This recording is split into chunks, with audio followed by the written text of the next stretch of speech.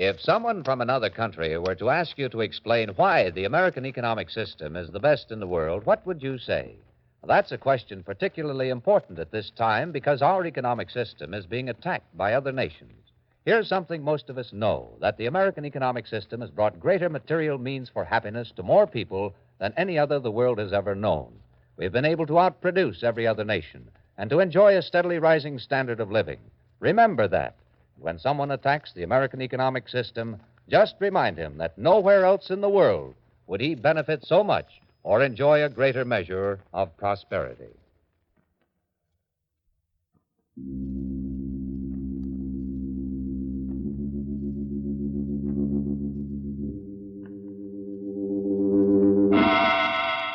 Inner Sanctum Mysteries, brought to you by the American Broadcasting Company.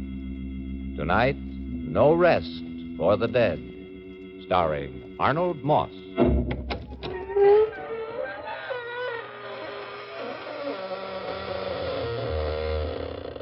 Good evening, friends of the Inner Sanctum. Yes, it's your old friend, the host again, inviting you through the blood-stained portals of the creaking door, through which so many people have entered and so few return. Well, friends, I just got back from a vacation. I've had a most delirious time. Lovely. We rented a little haunted house in the country right next to a cemetery so that the little ones could play tag around the tombstones. Did you ever play golf with a couple of ghouls by moonlight? The only thing you have to be careful about is that they like to make holes in one. You guessed it. You're the one.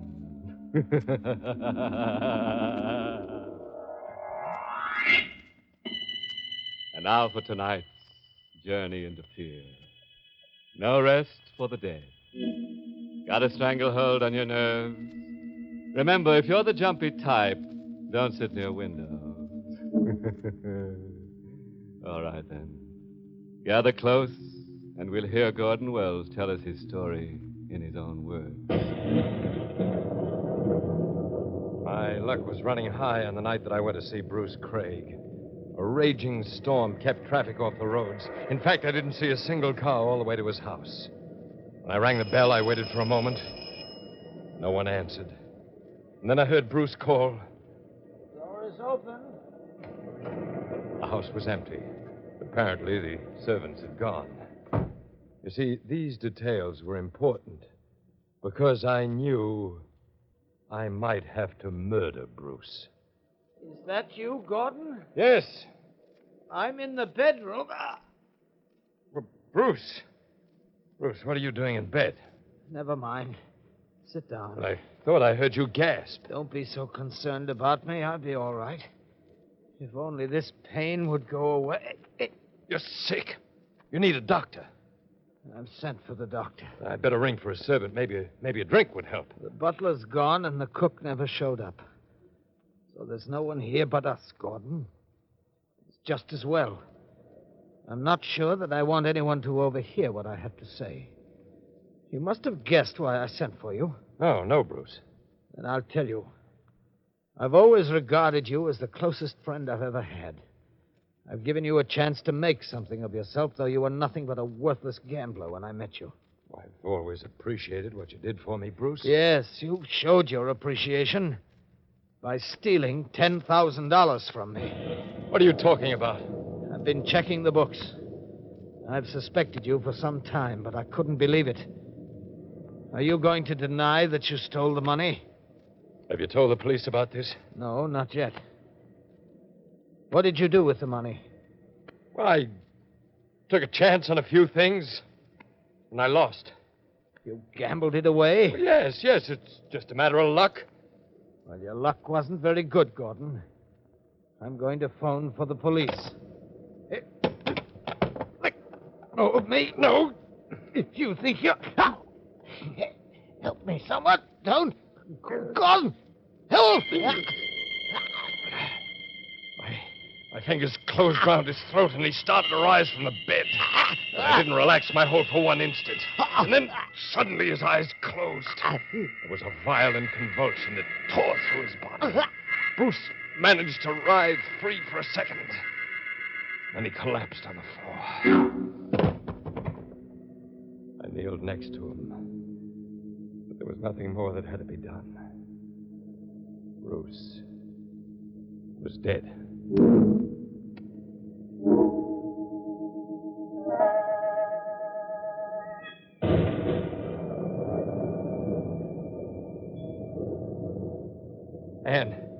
Anne, wake up. Mother. There's someone at the door. At this hour? It's probably the police. The police? Yes, I want you to do exactly as I tell you, Anne. Hmm? If they ask you where I was, you tell them that I didn't leave this house tonight. Oh, but you did, dear. You went to see Bruce. Don't be a fool. Bruce is dead. Dead? He's been murdered. You were asleep when I came in. I didn't want to tell you. Gordon, did you kill... You'll tell them I was here. You'll tell them I never left this room. Gordon, you... Shut up! You can't get away with this. It's going to be all right. My luck's good. Now, come on. Just a moment. Oh, hello, Wells. I didn't mean to get you out of bed like this. Oh, good evening, Mrs. Wells. Good evening. I hope I haven't frightened you. Oh, it's all right, Mr. Parrish. I didn't know what to expect. Well, I'm sorry. I've just come from Bruce Craig's house. You live close by. I thought you should be the first one to know. Craig is dead. When did you find out? I got a call from his doctor an hour ago. He didn't have any relatives around here. Doctor knew I was his attorney, and he got in touch with me. Oh, this is terrible news, Parrish. It's hard to tell you what Bruce meant to me. Why, he was more than just a friend. Yes, I knew that when I drew up his will. Why, he's left everything to you. To me? Yes, his entire estate. There's only one condition. Oh, what's that? Well, Bruce apparently had a brother somewhere. If this man turns up within 48 hours, he'll be the sole beneficiary. I see. But you don't have to worry. The brother hasn't been heard from for 20 years. He's probably dead. Well, will you take care of the funeral arrangements? I'll help you if you wish. Wait a minute. There's something I don't understand. What? The funeral arrangements. I thought the police would take the body. The police? Well, yes, in cases like this. Oh, no. The police don't take over when a man dies in his own home. Unless, of course, it's murder. That's what I mean. Oh, good heavens. I guess I was so upset I forgot to tell you. Bruce Craig died of a heart attack. Heart attack? Are you sure? The doctor was quite certain of it. Why, what did you expect it was?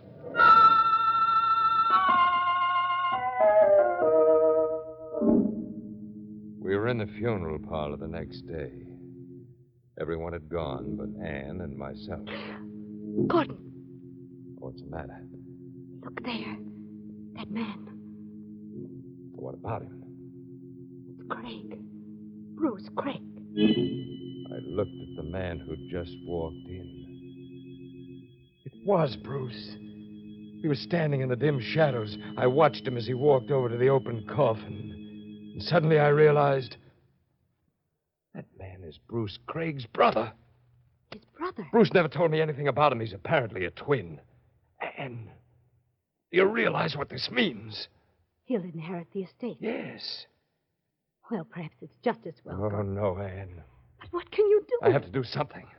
Now, Gordon, now, please, let's forget the whole thing. It was just bad luck. My luck can't run out now. If he inherits the estate, I go to jail. What are you saying? He'll find out about the money that I... What money? Anne. Go to the car. Turn on the motor. Wait there. But why? Do as I tell you.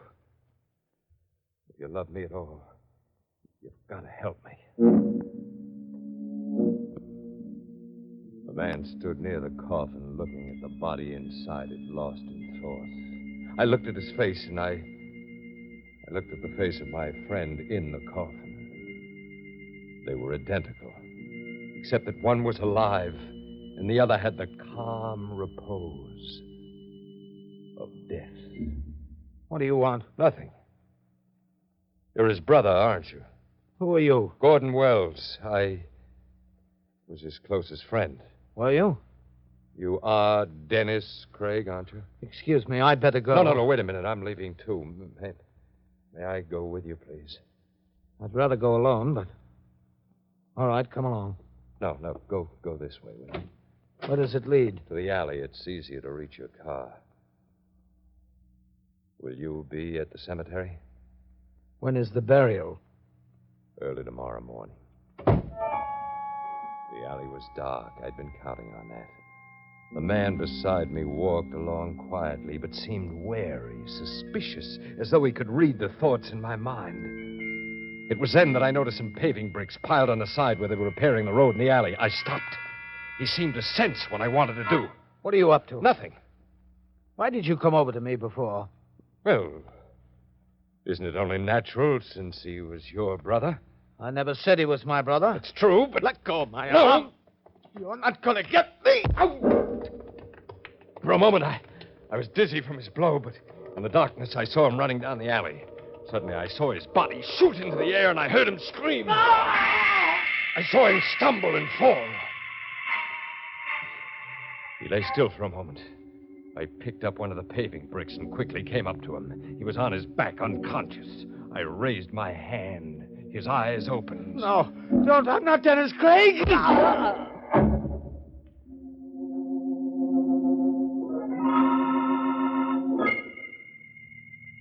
Gordon, what did you do? Open the back door. Go on, open it. But Gordon, I what... gotta get his body in the car, don't you understand? Open it. All right, now get going. Where shall I drive to? Home. But what are you going to do with him?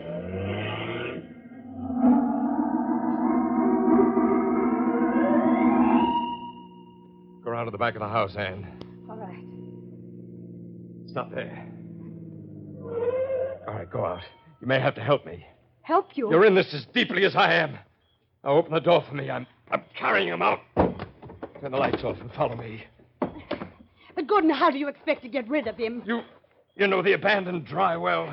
Yes? No one will ever find him there. No one will ever know. All right, here we are. Now stand aside. I'm going to lift the cover. Turn around if you don't want to see. Oh. I'll replace the cover. One of these days I'll seal it up. Gordon, you'll never get away with it. Never. Don't be a fool. Can't you see everything's going my way? He even tripped in the alley when he got away from me and not a soul saw us. Nobody knows about it but you. But why did you have to kill him? Why? You got away with it once. Why weren't you grateful? Why did you have to do this? You're hysterical. You're losing your head. Now stop it.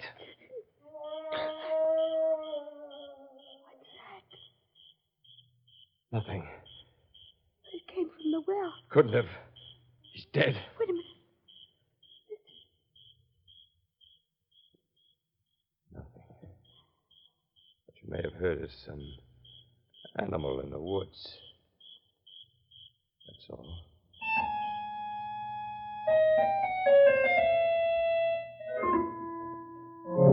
Everything went perfectly. I knew it would. Nothing can go wrong when you have a run of luck, the way I did. I inherited Bruce Craig's estate. I took over the business. I was wealthier than I'd ever been. I think I could have even been happy if it weren't for Anne. You see, I could forget, but she couldn't. Then one night, about 8 weeks after Bruce Craig died, we were at home together. Gordon. Yes? Can't we go out tonight? And there's a storm. Yes, I know there's a storm. But it's only a few minutes into town. We can see a movie. Anything would be better than staying here. Anne, what's the matter with you? I can't stand this house anymore. We haven't been out of it for one night since Bruce Craig died. We haven't been out because you're afraid. Afraid to leave. You're afraid someone might discover what's in that abandoned well. And you're afraid of me. Because I'm the only one who knows that you're a murderer. You'd better be quiet. You hate the very sound of that word, don't you? Well, you are a murderer. Murderer. Anne, Who's that? I don't know. But whoever it is, they're welcome. I don't think I can take another night alone with you. I'll answer it. Just a moment. Good evening, I did... Anne, what is it? What's the matter? Goodness. Well, go on, speak. I'll open the door. No, don't let him in. Who? It's Bruce Craig. Bruce, you're out of your mind. He was standing there. He wanted to come Get in. away from the door. No, don't. There's no one there. There's no one, no car or anything. He's gone away. But he'll be back. I know he will. Anne, listen to me. He won't be back. You're imagining things. No, Gordon, I'm not. He was real as you are. Then why shouldn't he come back? It was on a night like this that you killed him. Bruce Craig is dead. He's been buried. Then it might have been his brother, his twin, Dennis. It couldn't be. Do you understand what I'm saying? It couldn't be. Yes. I understand what you're saying. Anne, come with me. Where? Where are you going to take me? You'll see in a moment. Just come with me. To the garage. The garage? I want to get a pick. The flashlight. No, Gordon, no, don't. Anne, we're only going to the abandoned well. Well? Yes. There's something I want to show you. No, I don't want to see. You'd better come with me, Anne. This is very important. Perhaps a matter of life or death.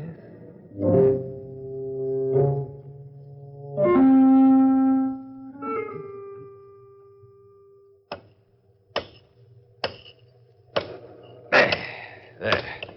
I've finally broken through the concrete. In a moment, I'll remove the cover. Gordon, why are you doing this? You may not realize it, but I'm doing it for your sake, Anne. No! Now, hand me the flashlight. Yes, here. Just as I thought. Anne, look down there. Look down the well. No. You must. I want you to see the body. I want you to prove to yourself that this man is dead. Come here. No, let go of me. Look. Go on, look. Look down there. Oh. Now, will you believe that he's dead? Yes. I believe it, Gordon. I believe it.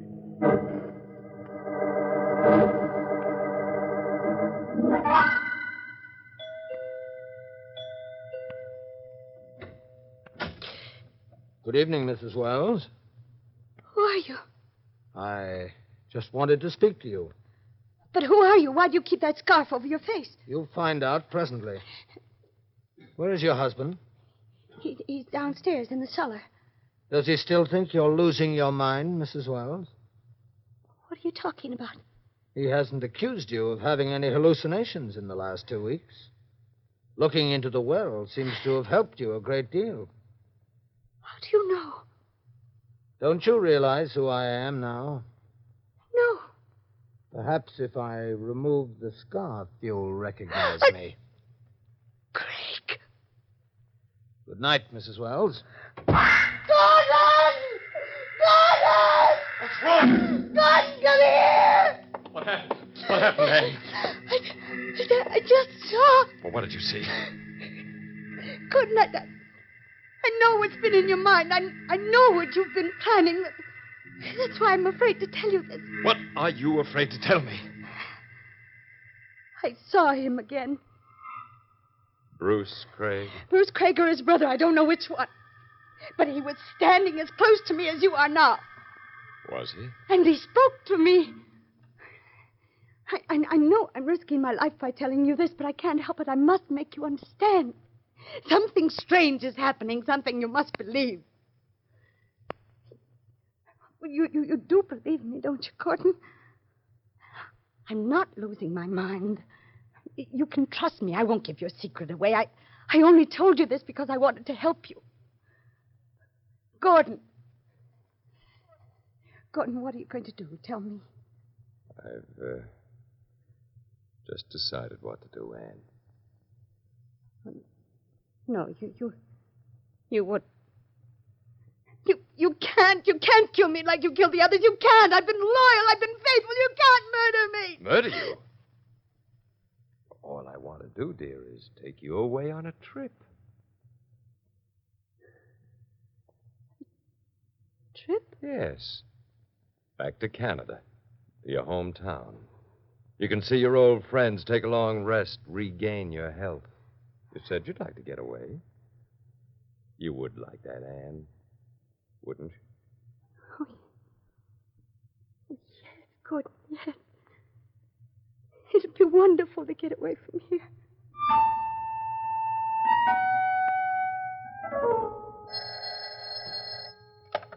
Hello? Oh, yes, Janet. I'm so glad you called back. Well, Gordon and I are leaving tomorrow. No, I won't have a chance to see you. We're going by car early in the morning. Yes, I know. I held the knife behind feel my pretty back lucky as I to get approached to Anne. like this. The way she looked that night made the task I'd set for myself even more difficult. She'd been as happy as a child ever since I told her we were going away, and now she turned to me, radiant smile on her face. Yeah, she looked lovelier than I'd ever seen her before. That was Janet. She sends her regards, dear. Have you told the people in town we're going away? Yes, I have. And I paid the grocer and the milk company, everyone. You see, I checked them off on my list. Mm-hmm. Darling, you married a very efficient wife. Oh, yes, yes, dear, I know. Oh, Gordon, I don't think you really understand what this trip means to me. We'll both be able to make a new start. Away from here, away from this place. Maybe we'll even be able to forget. Because I love you, darling. Oh, Anne. Gordon, that knife. Yes? But, Gordon, I thought... I know what you thought, Anne. You mean that the trip was just part of your plan? I'm sorry, Anne, I don't want to do this. But I must. But why? Why, I'd never give you away. I haven't betrayed you, even in the slightest way, have I? Why must... No, the knife! Good. The first thrust killed her. When she fell to the floor, I made certain she was dead. The rest was all planned. You see, I didn't want to murder Anne. I was forced to. In order to protect my own life, she would have given me away without realizing it because I was convinced that her mind was gone. I stooped to pick her up, but just then I heard someone at the door. For a moment, I felt paralyzed. I looked at my watch. It was almost midnight. Who could it be? Quickly, I put her body behind a couch. Then I put a chair over the bloodstain on the floor. I hid the knife. And then I went to the door. Hello, Wells. Craig. Yes. Oh, no, it can't It's be. just as your wife told you, Wells. You're not imagining this. But you... You're wondering just who I am? Yes. I'm Dennis Craig. But that's impossible. Is it? If you don't mind, there's a phone call I must make. Phone call? Yes. Hello, operator. Call the police immediately. Tell them to come to the home of Gordon Wells on Glendale Lane. Tell them that Mr. Wells has just murdered his wife. Craig, how did you... How did I get here? Yes. How do you think? I don't know. You were dead. Was I? I killed you. I saw your body in the well. So you did. Well, how did you come back? That's something I'm going to let you wonder about during those last few hours before they electrocute you. Well, why did you come here? To show you that your wife wasn't lying, nor was she insane. And you're alive, you... I wouldn't try to get that knife if I were you. Well, you've got a gun. Yes. I think you'd still prefer to take a chance with the police rather than risk certain death from one of my bullets. You overplayed your hand. What makes you think so? You didn't have to murder me. What? You would have collected every penny my brother left without killing me. I could never have claimed a thing from my brother's will. I happen to be an escaped convict. If the police ever found me, I'd go to prison for something like 30 years. And I really didn't have to. No, as I said, you didn't have to do a thing. I would have walked out of that funeral parlor, and you would never have seen me again as long as you lived. For a man who believes in luck, that's very funny, isn't it? It's very funny. And so now, here we are. You'll have to go to the chair for murdering your wife. I guess you'd call that tough luck, wouldn't you? Oh, this can't be real. When I looked down in that well, when I forced Ann to look down, we both saw you. We both saw your face. And you were dead. There are the police. I'll have to go. I'm going with you. I'm not going to let them find me here. I'm afraid you're wrong about that. Oh, my leg. You won't be able to get away now, Wells. Oh. Not with that leg. Why did you do this? Because you're a murderer at heart, Wells. You had it coming. I think your luck's run out.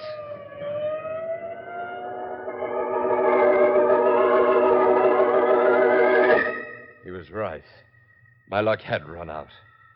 At the trial, I tried to tell them my wife was murdered by the same man who came into the house and shot me, but no one believed me.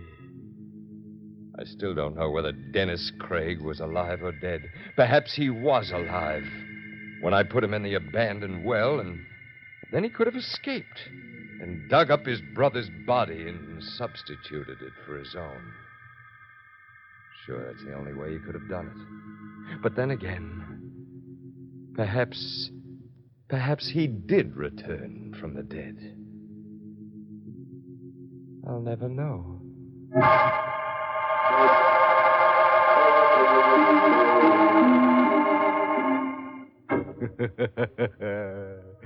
I guess this should teach Gordon not to believe in luck. Which brings us right to the moral of our story, which I found inscribed in blood on an old lace doily. It reads, "Never slaughter your wife while she's cooking dinner. It's liable to ruin your meal." And remember, if a couple of homicidal maniacs come into your room in the middle of the night to murder you, don't be scared to death. Do what I do. Say nuts and bolt.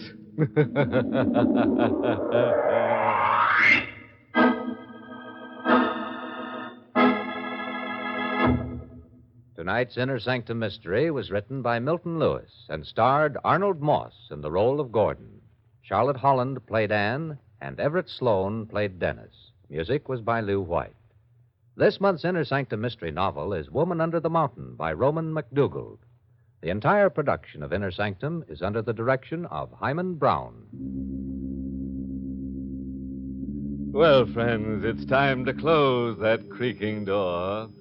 Till next week at the same time, when we'll be back with more spooks and shudders.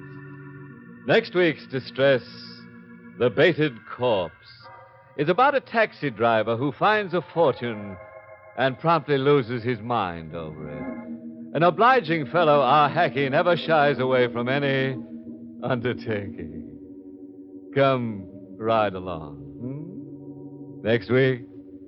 Until then, good night. Pleasant dreams.